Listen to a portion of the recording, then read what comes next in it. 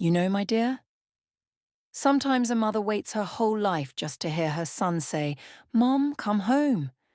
But when that day finally comes, it doesn't always feel like home anymore. My name is Mira. I'm 80 now, still living in the same little house where my son took his first steps.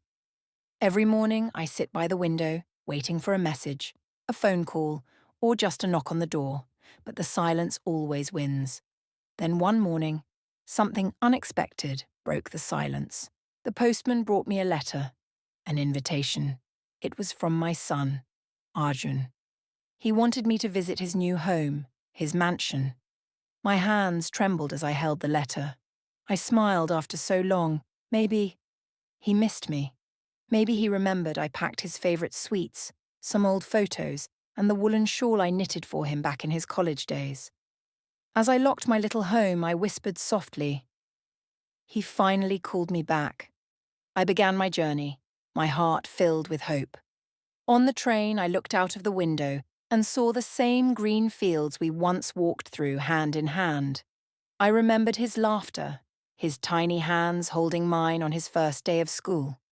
People say time heals, but a mother's heart never forgets. Every mile felt like walking back into my memories. When I reached his mansion, I couldn't believe my eyes.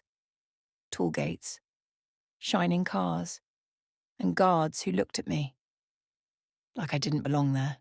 One of them stepped forward and asked, Mom, who are you here to see? I smiled softly. I'm here to see my son, Arjun.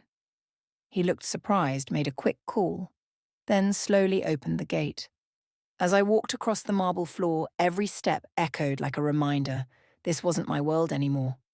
Then I saw him, my son, in a sharp suit, phone in hand, eyes too busy to notice mine. Ma, he said, barely looking up from his phone. I smiled and opened my bag. Beta, I made your favorite lattice. He looked around nervously, then said, Mom, please don't touch anything. For a moment, everything stopped. I looked at my hands, the same hands that once fed him, dressed him, carried him, and now they weren't allowed to touch anything in his world. I quietly sat on the couch, afraid to move, afraid to break something in his perfect life. That day, I realized, my son had built a mansion so big there was no space left for me inside it. That evening, we sat for dinner. His wife joined us, elegant, polite, but distant.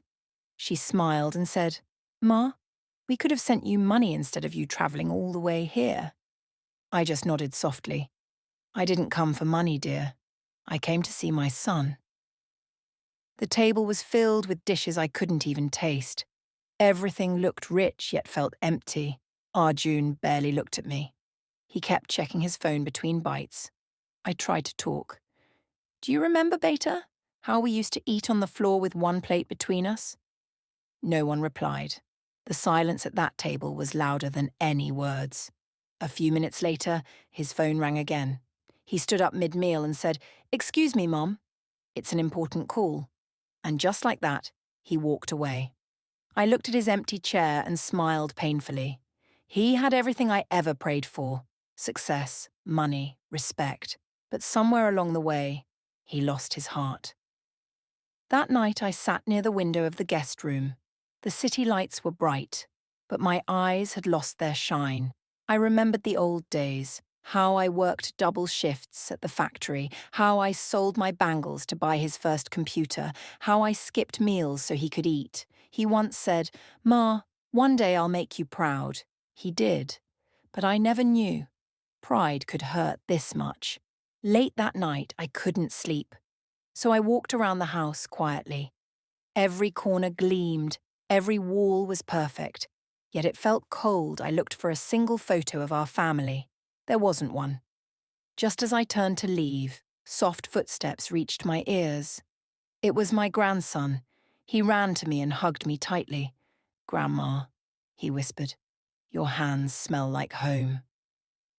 I froze for a second, then tears filled my eyes. He was the only one in that mansion who still remembered what love felt like. We sat together on the floor. He showed me a drawing, A small house with two people holding hands. He said, "That's you and me." I hugged him again and said, "Never forget where you came from, my child. That's what makes a house, a home." I kept the drawing in my bag. That small piece of paper felt warmer than the entire mansion. The next morning I woke up before everyone else. I folded my shawl, packed my bag, and decided to leave. When Arjun came downstairs, he looked surprised. "So soon, Mom? At least take the car I bought for you." I smiled softly. "Beta, I can still walk on my own." Before leaving, I placed the box of sweets on the kitchen counter and said quietly, "I made these with the same hands that once fed you when you couldn't hold a spoon." I walked out of the door. No one stopped me.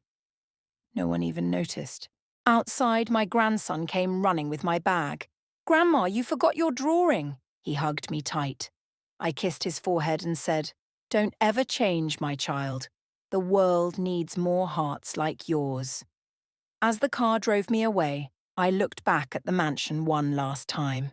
It was tall, shining, beautiful, and empty inside. I whispered to myself, "He built a mansion of gold, but lost the home made of love."